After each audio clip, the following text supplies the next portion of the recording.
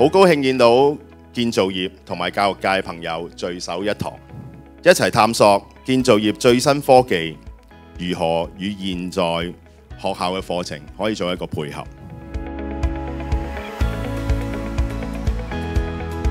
唔經唔覺咧，其實已經第3年咧同議會嘅同事合作，咁我覺得佢哋好專業嘅。每一次咧去開會咧，都見到佢好有心咧去幫啲同學咧去諗啲活動，點樣係讓啲學生咧可以吸收到新知啦。除咗話即係頭先講到比賽之餘咧，其實所謂嗰個比賽咧就唔係一個比賽咁簡單，而係咧背後咧一個課程嚟嘅。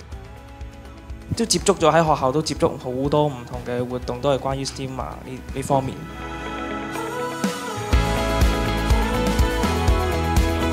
將來北部都會區咧受惠於呢一個產業嘅發展啦，可以提供大約50萬嘅新工作職位，咁亦都會可以幫助到即係減少呢個跨區通勤嘅需要啦，舒緩咗交通嘅壓力嘅。同學又好啦，或者係一個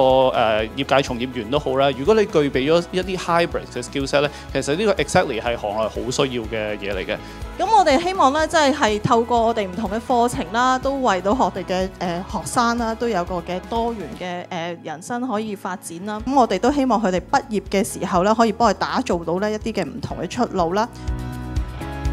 香港建造業培養嘅模式係如何呢？同埋呢，我哋將來香港建造業係發展方向如何呢？大家認識多啲呢，對建造業可能會有啲唔同嘅睇法。